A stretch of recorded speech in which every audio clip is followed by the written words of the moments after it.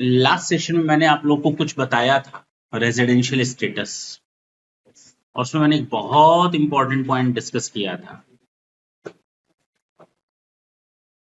एक बार नटशेल में बता दें 2 मिनट में। मैंने कहा था रेजिडेंशियल स्टेटस हमें हर एक पर्सन का देखना है, individual, HUF, firm, AOP, BOI, local authority, artificial judicial person, सारे लोगों का देखना है, कंपनी। जिसमें से हमने स्टार्ट किया था सेक्शन 6(1) जिसमें था इंडिविजुअल का रेजिडेंशियल स्टेटस। इंडिविजुअल का रेजिडेंशियल स्टेटस या तो रेजिडेंट हो सकता है या तो नॉन रेजिडेंट हो सकता है। रेजिडेंट होने के लिए 2 बेसिक कंडीशन है, 2 में से किसी एक बेसिक कंडीशन को फुलफिल करना है। प्रीवियस ईयर में 182 डेज इंडिया में रहा हो, या फिर प्रीवियस ईयर में 60 डेज इंडिया में रहा हो, प्लस 4 प्रीसीडिंग प्रीवियस ईयर्स में 365 डेज इंडिया में रहा हो। पक्का ना? अगर वो रेजिडेंट की 2 में से एक कंडीशन पूरी कर लेता है तो वो रेजिडेंट कहलाएगा, अगर एक भी कंडीशन पूरी नहीं करता है तो नॉन रेजिडेंट कहलाएगा। अगर रेजिडेंट हो गया तो फिर से आगे चेक करेंगे whether he is a ordinary resident और not ordinary resident. For the purpose of being an ordinary resident, he has to fulfill 2 additional conditions which are given under section 6(6). याद आया होगा? उसमें 2 एडिशनल कंडीशंस हैं। पहली additional condition दी हुई है preceding 7 previous years में 730 डेज इंडिया में या उससे ज्यादा रहा हो। सेकंड कंडीशन और के साथ है, यानी कि एंड के साथ है कि 10 प्रीसीडिंग प्रीवियस ईयर्स में वो एटलीस्ट 2 साल रेजिडेंट की पोजीशन रखता हो, और दोनों कंडीशन पूरी करता है। दोनों में से एक ना करे या कोई ना करे तो वो non resident, not ordinary resident बन जाएगा। यहां तक क्लियर है? इसके मैंने कुछ एक्सेप्शंस बताए थे और बहुत इंपॉर्टेंट थे। 2 तो बड़े आसान थे। पहला, इंडियन सिटीजन है, आउटसाइड इंडिया जॉब के लिए जा रहा है परमानेंटली, अब कब आएगा मालूम नहीं, उस केस में 182 डेज की फर्स्ट कंडीशन ही रेलिवेंट होगी, सेकंड कंडीशन इररेलेवेंट हो जाएगी। अगर कोई इंडियन सिटीजन इंडियन शिप का क्रू मेंबर बन जाता है तो भी उस केस में केवल फर्स्ट कंडीशन रेलिवेंट होगी बेसिक की, सेकंड कंडीशन कोई मतलब नहीं रखेगी बेसिक की। तीसरा मैंने कहा सबसे इंपॉर्टेंट है, अगर कोई इंडियन सिटीजन या इंडियन ओरिजिन का बंदा आउटसाइड इंडिया से इंडिया में घूमने के लिए आता है और उसकी इनकम 15 लाख तक है या उससे कम है, तो उस केस में 182 डेज वाली कंडीशन एप्लीकेबल होगी। अगर उसके ऊपर है 15 लाख से ऊपर तो 60 डेज की जो बेसिक कंडीशन में सेकंड नंबर की कंडीशन थी वो 120 डेज में कन्वर्ट हो जाएगी। बस याद आया?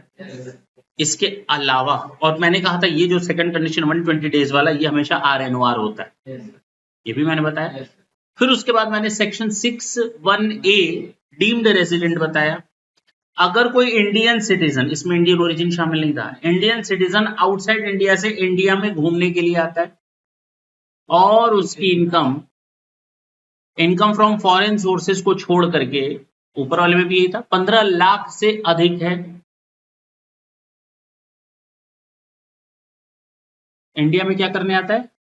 बिल्कुल नहीं आता। एक भी दिन ना आए तो भी वो RNOR माना जाएगा अगर उसकी इंडियन रिसोर्सेज से कोई इनकम है तो, बशर्ते आउटसाइड इंडिया में जिस कंट्री में वो रहता है, काम करता है, उस कंट्री में वहां कोई टैक्स नहीं लगता, चाहे डोमिसाइल के बेसिस पर चाहे रेजिडेंशियल स्टेटस के बेसिस पर, तो उसको इंडिया में इंडियन सोर्सेज की इनकम पर टैक्स देना पड़ेगा।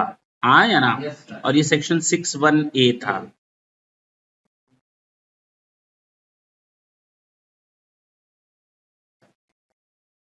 ये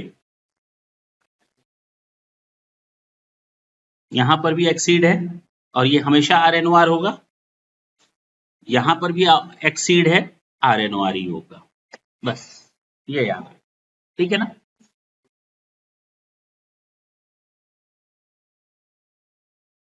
क्वेश्चन नंबर 5, एक्स पहली बार इंडिया में आ रहा है 24 जुलाई 2019 को। कब आ रहा है?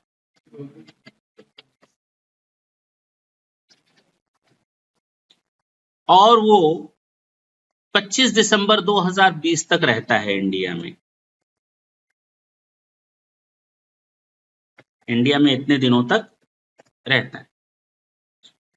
फिर से वो 5 अगस्त 2023 को आ रहा है।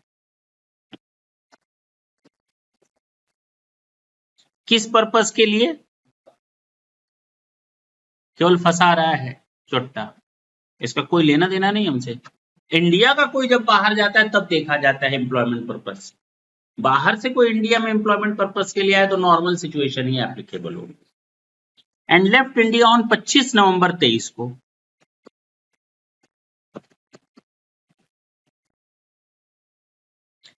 डिटरमाइन हिज रेजिडेंशियल स्टेटस 23-24 के लिए।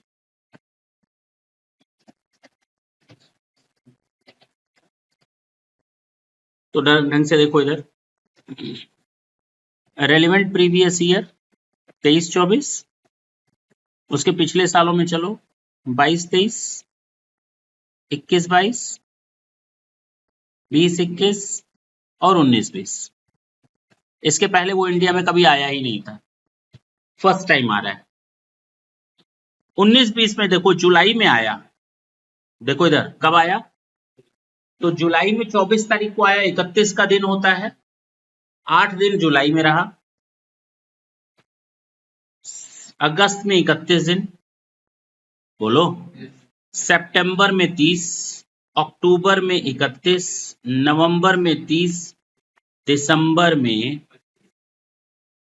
31, जनवरी में 31, बेटा 25 दिसंबर 20 है, इस वाले 20 तक चलेगा लास्ट। कहाँ हो? ये वाला दिसंबर तो मार्च 20 है, दिसंबर 20 इसमें आएगा, कहाँ हो? अरे बोलो ना, तुम लोग डेट भी नहीं कर पा रहे हो। 25 दिसंबर 20 यानी जनवरी, फरवरी, मार्च, अप्रैल, मई, जून, जुलाई, अगस्त, सितंबर, अक्टूबर, नवंबर और 25 दिसंबर, यहां तक है, ऐसे है। अच्छा, उसके बाद फिर आया 5 अगस्त 23 को, अगस्त 23 तो इसमें आएगा, तो 5 अगस्त का मतलब 27 दिन हो गया। कितने दिन? अगस्त 23, सितंबर, अक्टूबर और नवंबर, बस इतने दिनों तक वो इंडिया में था। टोटल हिसाब किताब यही है, टोटल कर सकते हो।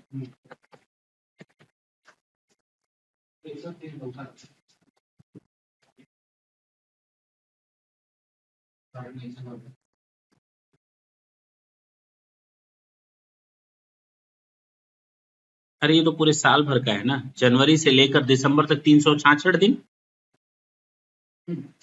लीप ईयर है। 366 में 6 दिन कम कर दो बस, 360, कितना? और इधर बस। अब जरा कोशिश करते हैं देखने की, क्या वो प्रीवियस ईयर में बाहर से आ रहा है इंडिया में, इंडियन सिटीजन है नहीं तो नॉर्मल ही सिस्टम लगेगा इसके ऊपर। क्या वो प्रीवियस ईयर में 182 दिन था? नहीं। दूसरी कंडीशन, क्या वो प्रीवियस ईयर में 60 दिन था? यस। प्लस पिछले 4 सालों में क्या वो 365 दिन था? यस। तो क्या बन जाएगा? रेजिडेंट बन जाएगा। बोलो। अच्छा, रेजिडेंट तो बन गया, अब ये देखते हैं ऑर्डिनरी है या नहीं। पिछले 7 सालों में क्या वो 730 दिन था? तो ये RNOR बन गया। दूसरी कंडीशन भी पूरी करनी पड़ेगी ना साथ साथ। क्या बन गया?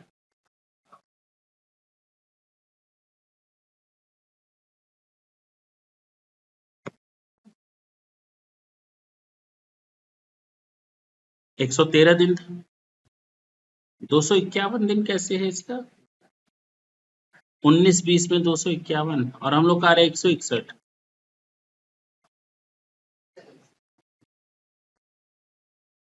जुलाई, अगस्त, सितंबर, अक्टूबर, नवंबर, दिसंबर। अरे भाई तुम लोग भी ना, ये जनवरी, फरवरी, मार्च उधर कहाँ के तुम लोग?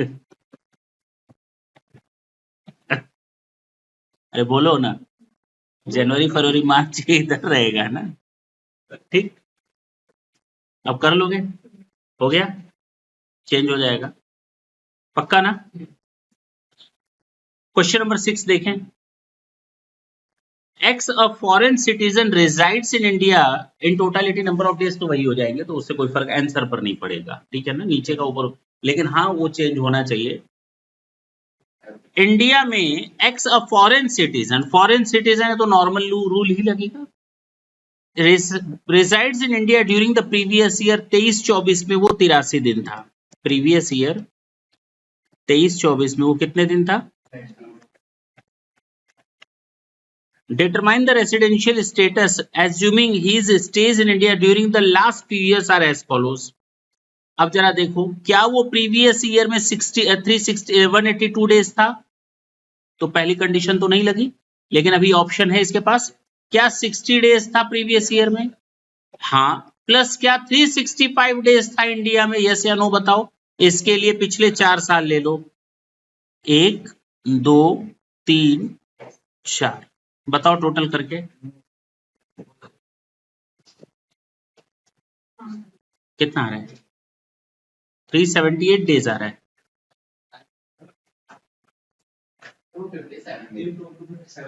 257, तो भैया रेजिडेंट नहीं है वो। अगर 257 है तो नॉन रेजिडेंट है। 1 2 3 4 कितना? 378 आ रहा है, तुम लोग गलत बता रहे हो। 3 बात नहीं, 378 डेज, तो इसका मतलब वो रेजिडेंट तो हो गया, और अगर रेजिडेंट हो गया है तो फिर आगे देखा जाएगा। पिछले एडिशनल कंडीशन आरओआर के लिए, पिछले 7 सालों में क्या वो 730 दिन था? 378 में ये 3 और जोड़ दो, कितना आ रहा है? 378 में 3 और जोड़ दो, 7 सालों में 730 दिन, वो ही कंप्लीट हो गया। पिछले 10 सालों में क्या वो 2 साल रेजिडेंट था? कई बार दिख रहा है 182 डेज, 182 डेज, यही हो गया, 2 साल तो यहीं पर हो गए 10 सालों में, तो ये ROR है। भले ही ये फॉरेन सिटीजन है लेकिन ये ROR है। बोलो, समझ में आई बात? आगे चल सकते हैं। Question number 7, x a foreign citizen, देखो लिखने की आदत डालना पड़ेगा इस तरह से, ये प्रैक्टिस का काम तुम लोग का है, जब टेस्ट लेंगे तो समझ में आएगा। लिखने का काम, अगर हम एक एक क्वेश्चन को डिटेल में लिखेंगे तो एक दिन में 2 से 3 क्वेश्चन 4 क्वेश्चन हो पाएंगे, 10-10 नहीं हो पाएंगे। तो लिखने का काम तुम लोग को कॉपी में दिखाना पड़ेगा, ये चीज दिमाग में बैठानी पड़ेगी। मैंने डिटेल में पिछले सेशन में काफी चीजें बताई हैं, ठीक है ना। अरे बोलो, ये लिखने वाली आदत तुम लोग को डेवलप करनी पड़ेगी, ठीक है। अरे बोलो ना, कह दो नहीं तो हम करें, एक एक क्वेश्चन लिखें, बोल दो, हमें कोई फर्क नहीं पड़ता, हम आंसर लिखेंगे आराम से, मजा आएगा हमको, मेरी राइटिंग थोड़ी सुधर जाएगी।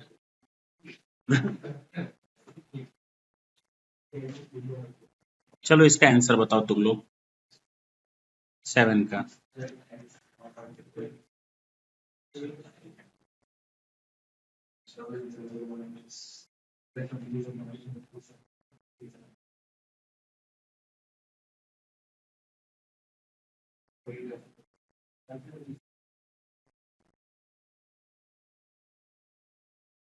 हम करें, एक्स है, फॉरेन सिटीजन है, फर्स्ट टाइम इंडिया में आ रहा है 24 जुलाई 2019, और 24 जुलाई 2019 से दिसंबर तक रहता है, अगेन वो इंडिया में आता है 5 अगस्त से एम्प्लॉयमेंट, और 25 नवंबर, तो कर लिया था क्वेश्चन, कॉपी पेस्ट है क्या?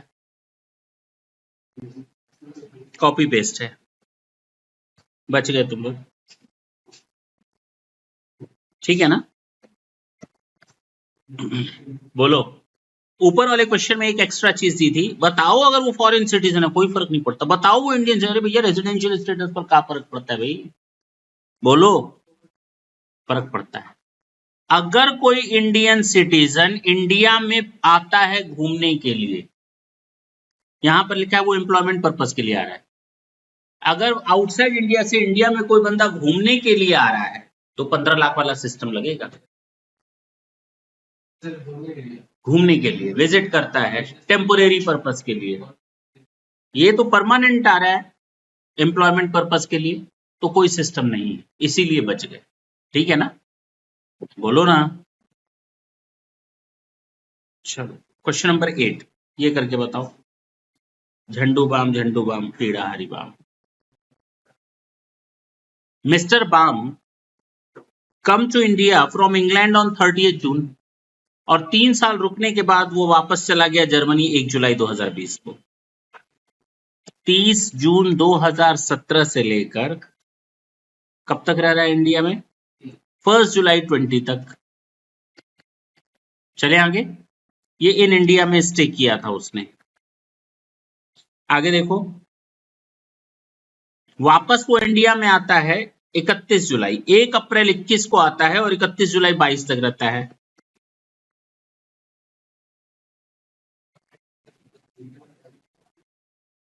बोलो। 1 अगस्त 22 को वो डेनमार्क में चला जाता है।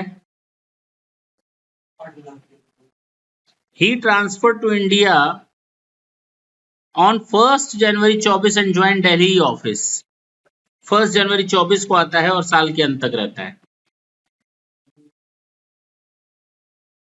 बोलो, इंडिया में ट्रांसफर हो गया। चलें, रेलिवेंट प्रीवियस ईयर की अगर हम बात करें 23-24, उसके पहले प्रीसीडिंग प्रीवियस ईयर 22-23, 21-22, 20-21। चलो पहले 4 साल का ले लेते हैं, ठीक है ना। 23-24 जरा एक एक करके देखो, शुरू से कर दें, 17 से कर लें। 17-18, 16-17, इसके पहले तो था भी नहीं। 16-17 में वो कभी नहीं था इंडिया में, डैश। 30 जून 17 से इंडिया में आया। कब से आया, कब तक रहा? 31 जुलाई 22, 31 जुलाई, 1 जुलाई 20, 1 जुलाई 20, 1 जुलाई 20, तो 1 जुलाई 20 तक इंडिया में था। बोलो, टिल, तो यहां तक के डेट्स निकालने सर। ये तो पूरा 366 डे, 365 डेज हो गया। इसकी बात करो 17-18 में, महीनों में नहीं निकालते। 365 में से अप्रैल का पूरा हटा दो, मई का पूरा हटा दो और 29 तारीख जून का हटा दो, बाकी तो इंडिया में ही था। 270, बोलो। और यहां 1 जुलाई तक था, यानी अप्रैल में था, मई में था, जून में था और 1 जुलाई को था। 92 बस। अच्छा, इसके बाद कह रहा है 1 अप्रैल 21 को फिर से आ गया, तो 20-21 में तो इंडिया में था ही नहीं। 1 अप्रैल 21 को आ रहा है, 31 जुलाई 22 तक रह रहा है। 1 अप्रैल 21 से आ रहा है 31 जुलाई, यहां पर आएगा 31 जुलाई यहां पर आएगा। बोलो, तो जरा देखो 1 अप्रैल 21 को आ रहा है, तो पूरा साल भर रहा। अरे बोलो ना,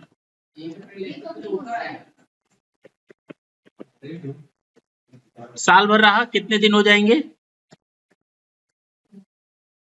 जुलाई तक रहा, जुलाई 22 तक रहा, मार्च तक खत्म हो गया, अप्रैल में, मई में, जून में और जुलाई में। सुन लो, जुलाई 22 तक रहा, खत्म, फिर 24 को आ रहा है। चलो ठीक है, छोड़ दो, बताओ कितना हुआ। अब वो आ रहा है 1-1-24 को, इसी में ही आ रहा है, जनवरी फरवरी मार्च। 1-1-24 से 31 मार्च, तो जनवरी फरवरी और मार्च। बस इतना दिया हुआ है। अब इसी बेसिस पर हमें बताना है कि रेजिडेंशियल स्टेटसशिप क्या है। इंग्लैंड से आ रहे हैं, हाँ बताओ। क्या पिछले साल वो 182 दिन था? 60 दिन से ऊपर था? पिछले 4 सालों में क्या वो 365 डेज था? यस, 1, 2 और 3। तो ये हमारा रेजिडेंट तो हो गया यहां तक। अब ये देखना है ऑर्डिनरी रेजिडेंट है या नहीं। तो पिछले 7 सालों में यहां तक पूरा क्या वो 730 दिन इंडिया में था? यहां से यहां तक 730 दिन आ गया। वो तो ऐसे ही दिख रहा है 365, वैसे ही हो गया 730। ये हो गया प्लस क्या पिछले 10 सालों में 2 साल वो रेसिडेंट था? हाँ, 182 डेज 182 डेज 182 डेज है। तो ये आर ओ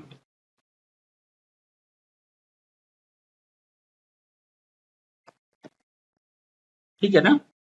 चले आगे क्वेश्चन नंबर 9।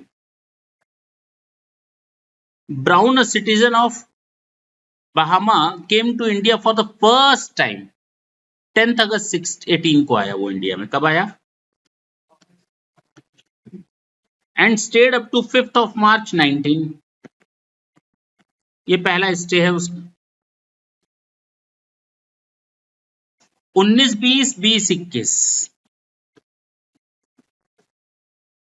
21 22 22 23 23 24 वो 120 दिन 110 दिन 185 और 62 इंडिया में था। अब सुनना ढंग से, ये डेट भी ऊपर लिख लो, ये वाला 10 अगस्त 18 से लेकर 5 मार्च 19। तो 18 19 एक ही साल आ रहा है। तो 18 19 बताओ कितने दिन हुए? 10 अगस्त से स्टार्ट करो तो 22 दिन ही हो गए। सितंबर, अक्टूबर, 5 मार्च है क्या? हाँ, अगस्त, सितंबर, अक्टूबर, नवंबर, दिसंबर, जनवरी, फरवरी और मार्च 5 तारीख तक कितना दिन हो गया?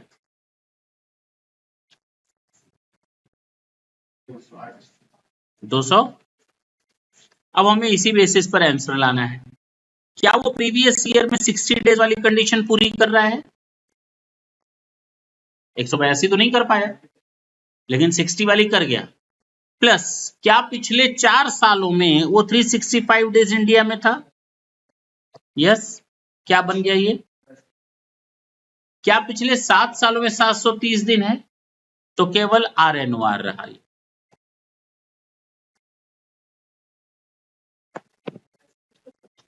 ठीक है ना।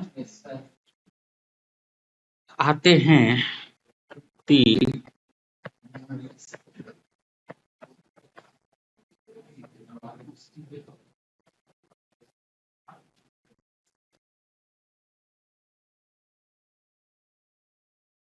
आंसर दिया हुआ है इसमें, क्वेश्चन विद आंसर है। हर एक केस इंडिविजुअल केस है। ए जो फॉरेन सिटीजन है, इंडियन ओरिजिन का है, 15 लाख वाला, क्या 120 क्या 15 लाख से अधिक है, कम है? 15 लाख से कम है, आगे बता दे रहे हैं ना कहा। 15 लाख से कम है तो 182 डेज वाली कंडीशन आ जाएगी। 15 लाख से अधिक है तो 60 दिन 120 दिन में कन्वर्ट हो जाएगा। टोटल इनकम एक्सीड्स 15 लाख तो 120 दिन, 120 दिन वाले पर पहुंच गए। हाँ या ना। अदर कंट्री में उसकी कोई लायबिलिटी, हमसे कोई क्या लेना देना ही नहीं वहां पर, क्योंकि वो तो 6(1) में आता है डीम्ड रेसिडेंट में। बोलो, stay in India during previous year केवल 30 दिन था। ये इंडियन सिटीजन होता तो सेक्शन 6(1) लगता डीम्ड रेजिडेंट का, 6(1)(a). डीम्ड रेजिडेंट का सेक्शन लग जाता, तब वो एक भी दिन इंडिया में नहीं होता तो भी उस पर टैक्स लग जाता। लेकिन चूंकि वो इंडियन सिटीजन है ही नहीं तो 6(1)(a) तो लगेगा नहीं। हमारे पास ऑप्शन कौन सा बचता है? 120 डेज वाले, उसके अलावा कुछ नहीं बचा। तो यहां पर 120 दिन रहना था उसको। कितने दिन रहना था? अब बात समझ में आई? 15 लाख से अधिक है तो कितने दिन? 120। तो ये RNOR हो जाएगा, अदरवाइज NR, अदरवाइज NR। पिछले 4 सालों का कोई लेना देना नहीं है। अगर हम उस कंडीशन की बात करें, क्या प्रीवियस ईयर में ये 182 डेज था? नहीं था। दूसरी कंडीशन, क्या वो 120 डेज प्लस 4 सालों में 365 दिन था? अब समझ में आई बात?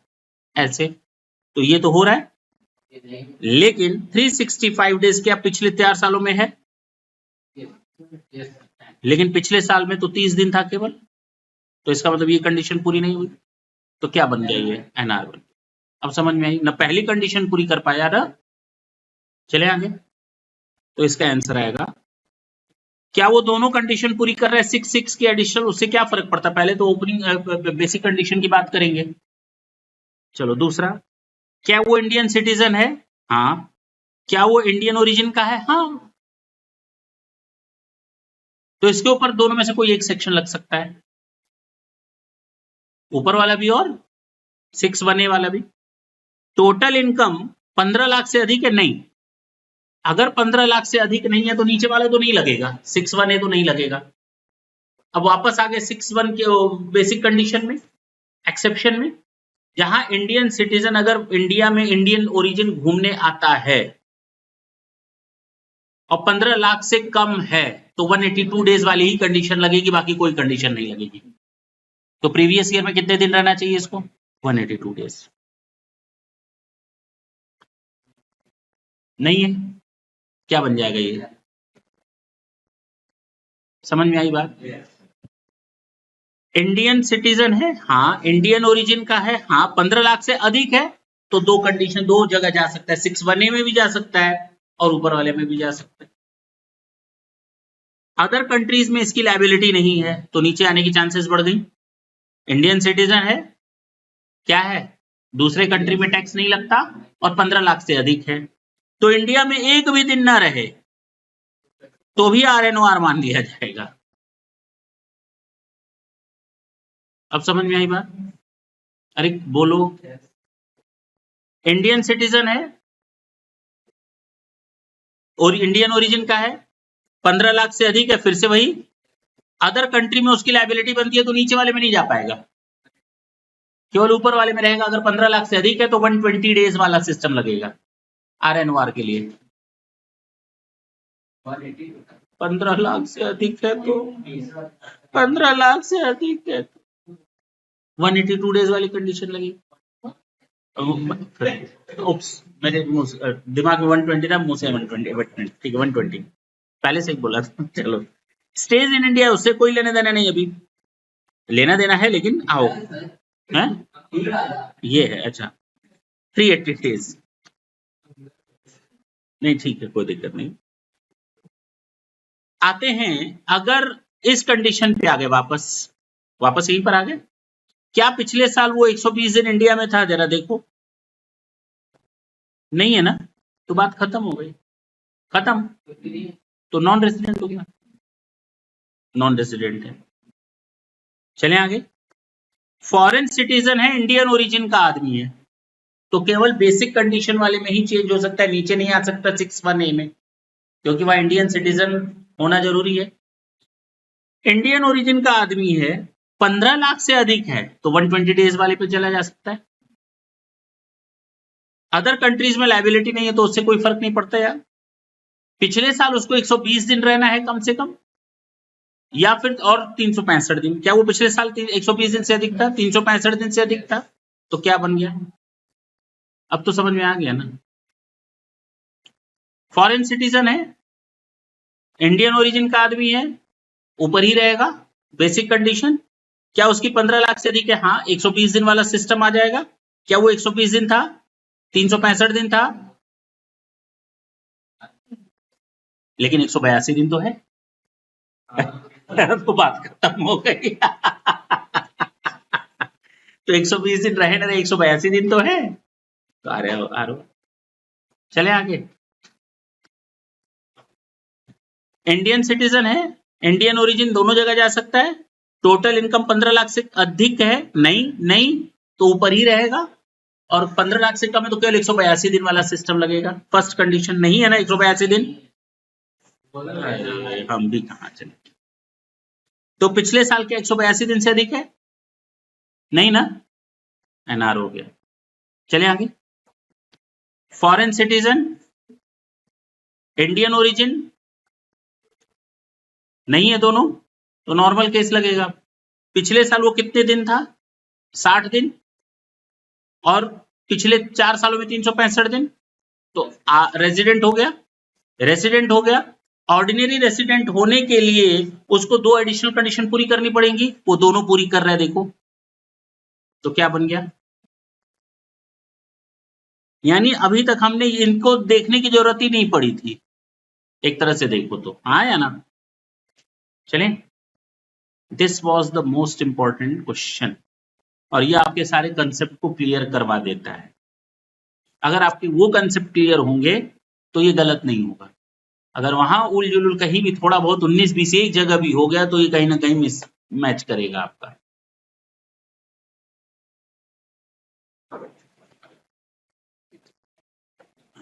अगर कोई बंदा क्रू मेंबर बन जाता है, अगर कोई बंदा क्रू मेंबर बन जाता है, चीज ठीक हो रही है, अब ठीक हो रहा है।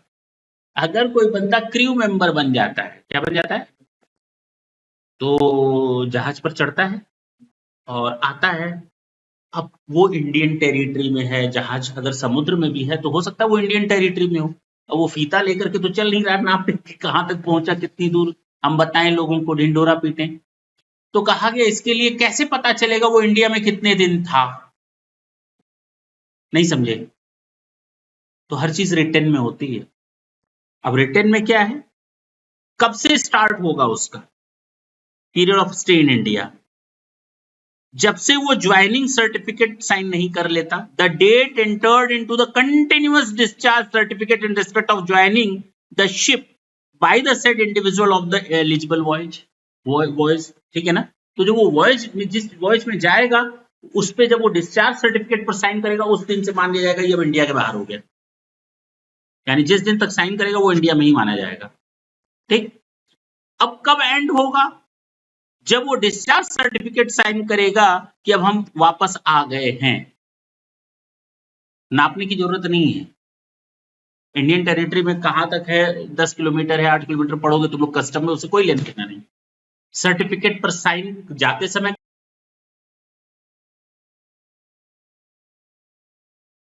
आज समझ में आई, ऐसे कैलकुलेशन होगा क्रू मेंबर का। ऐसे कैसे पता कर लोगे, भाई हम जहाज पर चढ़े, 2 दिन तक उसी में ही बैठे रहे, चढ़ाई चलाई नहीं, गवर्नमेंट ने कहा तुम तो विदेशी हो गए, मतलब तुम चले गए। अरे ऐसे कैसे, हवाई जहाज थोड़ी है, शिप है ना, 10-10 दिन तक इंडिया में रह सकती है। तो अब 10 दिन तक हम शिप में ही बैठे रहे, जहाज आगे चला ही नहीं, हम दिल्ली स्टेशन पर थे, भाई थके रहते थे दिन भर क्लास व्लास लेकर के। तो कोरोना के पहले की बात बता रहे हैं। आए, ट्रेन में खड़ी थी, सो गए। सुबह उठे, नीचे वाले से पूछे भाई आ गया शहर अपना, कह रहे भाई चली ही नहीं ट्रेन।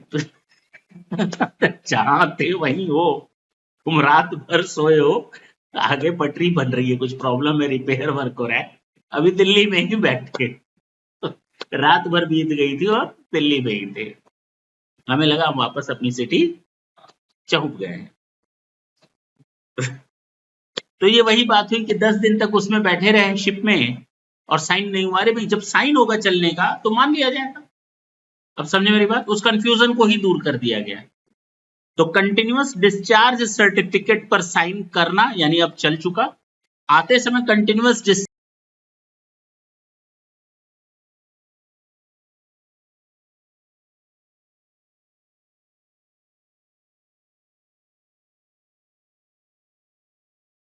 इंडिविजुअल का हिसाब किताब पूरी तरह से एचयूएफ की बात कर लेते हैं।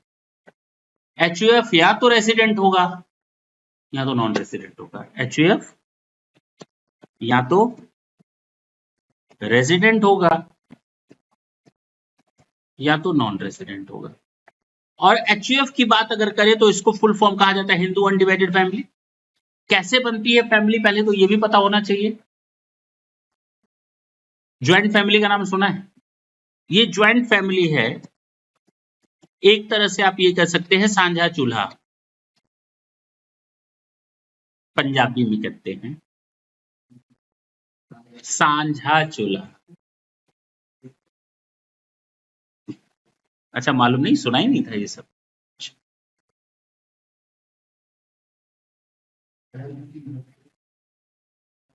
सुन लो, सीधे बैठ जाओ सेठ जी।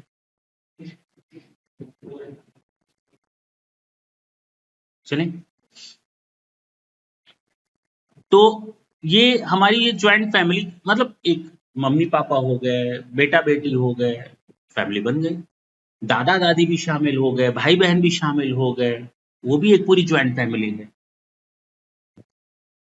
छोटी ज्वाइंट फैमिली भी हो सकती है, बड़ी ज्वाइंट फैमिली भी हो सकती है, ठीक है ना? ये तुम लोग फैमिलीज में देखते होगे। तो तुम लोग इसके लिए पूरा एक चैप्टर पढ़ोगे हिंदू अनडिवाइडेड फैमिली का, जिसमें अच्छी तरह से मजे मजे आएंगे, बहुत ज्यादा, वो बात की बात है। लेकिन हाँ, इसमें दो संप्रदाय होते हैं, दो तरह के संप्रदाय होते हैं। एक होता है मिताक्षरा संप्रदाय,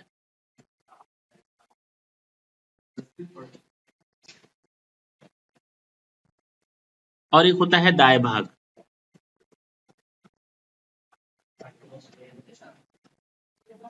ये है क्या बेसिकली, जब कोई बच्चा पैदा होता है और उआ उआ चिल्लाने लगा, तो इसका मतलब कहता है कि हम भी प्रॉपर्टी के बराबर के मालिक हैं, हम भी बराबर प्रॉपर्टी के मालिक हैं, मित्र बन गए हम। क्या बन गए? मिताक्षरा का शॉर्ट क्या निकल रहा है? मित्र। यानी पैदा होते ही वो मित्र बन गया, दोस्त बन गया, और प्रॉपर्टी में हिस्सा लेने का अधिकारी बन गया। ये मिताक्षरा कहलाता है। एक और संप्रदाय है जिसमें कोई बच्चा पैदा होता है, उआ उआ रोता है, तो कहता है हम यहाँ क्यों पैदा हो। जब तक हम जिएंगे तब तक पिताजी के रहमो कर्म पर जिएंगे, तब तक हम प्रॉपर्टी में हिस्सा नहीं ले सकते। अब बात समझ में आई? यानी प्रॉपर्टी में वो अपना दावा तब तक नहीं कर सकता जब तक उसके पिता जिंदा है। अब क्लियर है? बात समझ में आई? ये दो संप्रदाय हैं। अब बताओ तुम लोग कहां पे हो?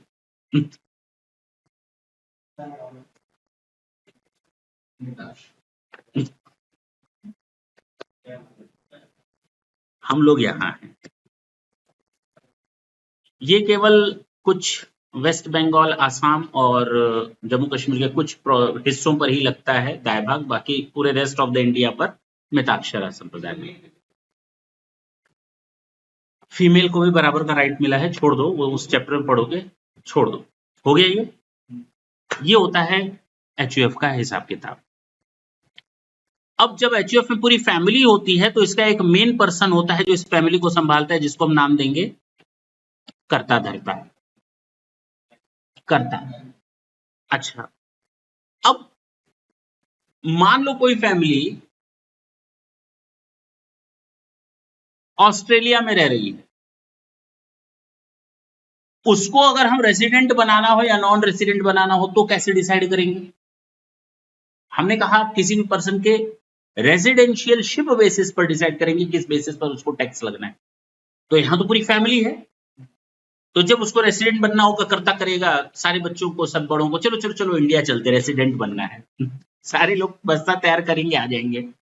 और नॉन रेसिडेंट बनना होगा तो इंडिया से कहेंगे चलो चलो चलो चलो विदेश। ऐसे होगा क्या? केवल कर्ता की रेसिडेंशियल स्टेटस को देखेंगे, बाकी फैमिली मेंबर्स का नहीं देखेंगे। किसका देखेंगे? केवल कर्ता का देखेंगे। अब क्लियर है? तो एचयूएफ की अगर बात करें तो रेसिडेंशियल स्टेटसशिप के लिए कहा गया, अगर प्रीवियस ईयर में उस फैमिली का कंट्रोल या मैनेजमेंट पूरा या उसका कुछ हिस्सा इंडिया से हो रहा था। मेरी बात समझ गए?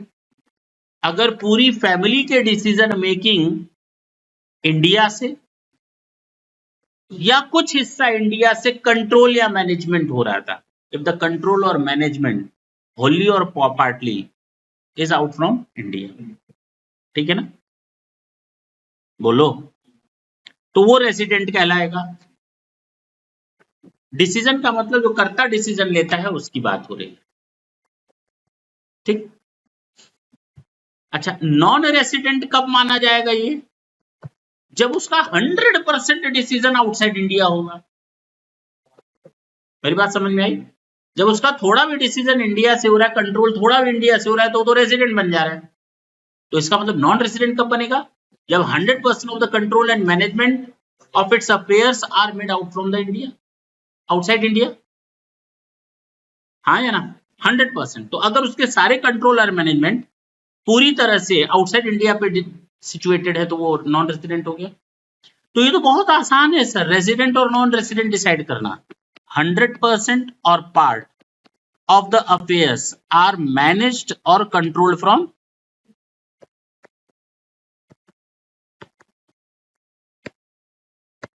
लेकिन अगर 100% फ्रॉम आउटसाइड इंडिया हो तभी वो नॉन रेसिडेंट बनेगा। सर ये तो बहुत आसान है इसके बारे में डिसाइड करना, जरा ढंग से देखना। अब प्रॉब्लम ये आती है कि ये ऑर्डिनरी रेसिडेंट कब बनेगा और नॉट ऑर्डिनरी रेसिडेंट कब बनेगा। कुछ नहीं करना है तुम लोग को, कर्ता को पकड़ लो, किसको, और उसके नंबर ऑफ डेज देख लो, बात खत्म हो गई। कौन से वाले? इंडिविजुअल वाले। कौन से वाले? जो ऊपर पढ़े हो ना, दो एडिशनल कंडीशंस, पिछले 7 सालों में 730 दिन, पिछले 10 सालों में रेसिडेंट। अगर वो कर्ता के ऊपर सिट बैठ जाए तो पूरी family resident and ordinary resident. अगर वो कर्ता के ऊपर सेट ना बैठे दोनों कंडीशंस या कोई एक कंडीशन पूरी ना हो पाए तो आर एन ओवर, बात खत्म, सेम है।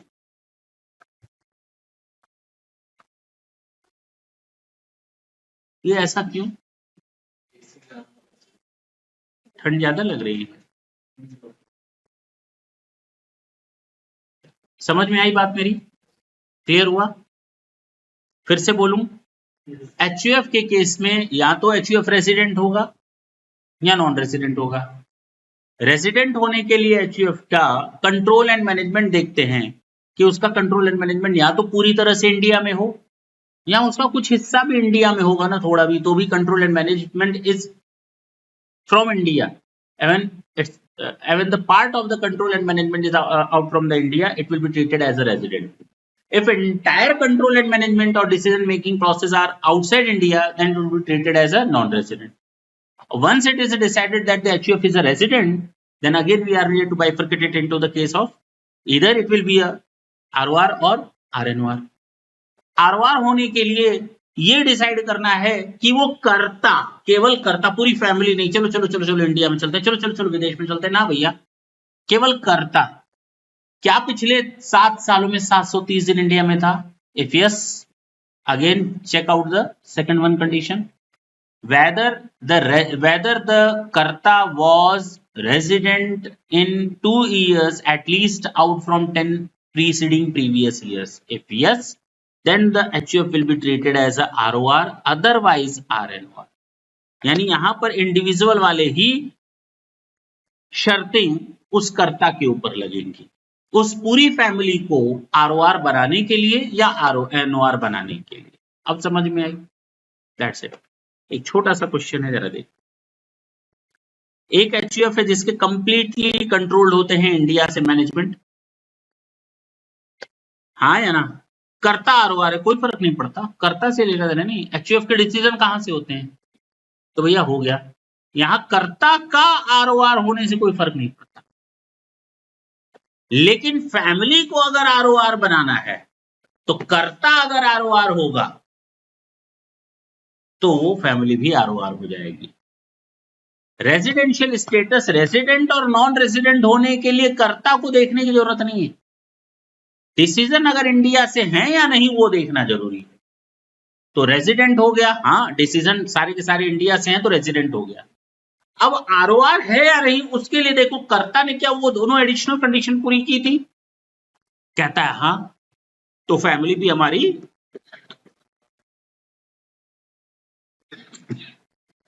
वो दोनों कंडीशन पूरी कर रहा है। अगर कर्ता आरएनओआर है तो फैमिली भी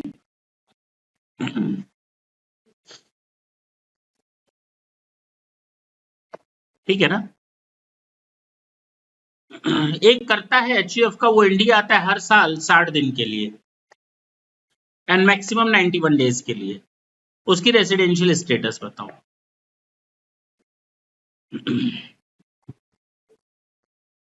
भैया डिसीजन कहां होते हैं? Resident since the karta has come to India at least 60 days but the stay of karta during 7 years can be a maximum 637 days. जरा देखो 91 into 7 करो। तो पहली चीज तो अगर डिसीजन उसका थोड़ा भी इंडिया से होता है तो रेजिडेंट, तो यहां मान लेते हैं इंडिया में आ रहा है तो डिसीजन लेता ही होगा, तो रेजिडेंट है। अब करता क्या वो पिछले 7 सालों में 730 दिन था? नहीं था, तो non resident, resident but not ordinary resident. हाँ या ना, बोलो। चल सकते हैं आगे। HUF is being manage partly from Mumbai, ठीक है, तो हो गया रेसिडेंट। द कर्ता एक फॉरेन सिटीजन है और इंडिया में आता है 1981 से हर साल 105 दिन के लिए। अब ये देखना है आरओआर है या आरएनओआर है। रेसिडेंट है, हो गया, ये तो पक्की बात है क्योंकि डिसीजन इंडिया से होते हैं, थोड़े भी होते हैं तो। अब वो 105 दिन के लिए हर साल आता है, तो पिछले 7 सालों में वो कितने दिन के लिए आया? देखो हो गया। क्या वो 10 साल में 2 साल रेजिडेंट की स्टेटस में था? 2 साल, 10 साल में 2 साल, तो किसी भी साल 182 दिन तो नहीं था, लेकिन हर साल वो 105 105 105 105 था ना। तो इसके लिए कहा गया कि पिछले साल वो 60 दिन हो और पिछले 4 सालों में 365 दिन हो। क्या हो रहा है? तो ROR हो गया। बोल लो, टॉपिक इज ओवर। इंडिविजुअल का भी खत्म और HUF का भी खत्म। अब अगर हम बाकी लोगों की बात करें, कंपनी को छोड़ करके, किसकी बात करें? कंपनी को छोड़ दो, बहुत मेहनत लगने वाली है कंपनी में। किसमें क्या लगने वाली है? मेहनत, यानी एओपी बीओआई में मेहनत नहीं लगेगी, फर्म में नहीं लगेगी, local authority artificial juridical person में नहीं लगेगी। 2 हम लोग कर चुके, 6 हो गए, 7वां कंपनी को किनारे करो। इन 4 के लिए कहा गया या तो ये रेजिडेंट होंगे या तो नॉन रेजिडेंट होंगे, बात खत्म हो गई। रेजिडेंट तब होंगे जब entire or part of the affairs of the business are controlled or managed from India, वही HUF वाला। नॉन रेजिडेंट कब होंगे? जब entire control and management is out from outside India. बस ना, खत्म, खत्म हो गए, चारों खत्म। Firm, AOP, BOI, local authority, artificial juridical person said to be resident in India in any previous year during this year, the control and management of its affairs situated wholly or partly in India. अगर पूरी तरह से outside India है तो non resident हो गया, खत्म हो गया। इसमें से बचा क्या हम लोग का? कंपनी हम लोग आराम से देखेंगे, पूरा टाइम लेंगे और इसके साथ साथ हमारा कंपनी खत्म होने के बाद सेक्शन 9 जो तुम लोगों का बीपी हाई करेगा, सेक्शन 8 और सेक्शन 9, ठीक है ना। कहोगे कंपनी में, तो कंपनी भी कहो तो अभी बता दे, 5 मिनट में खत्म हो जाएगा। बता दे, खत्म कर दे, छोड़ देते नेक्स्ट सेशन के लिए। इतना करके आओ पहले, ठीक है ना, पहले इतना करके आओ, दिमाग में चीजें सेट हो जाएं, हड़बड़ी नहीं करनी। थैंक यू बच्चों।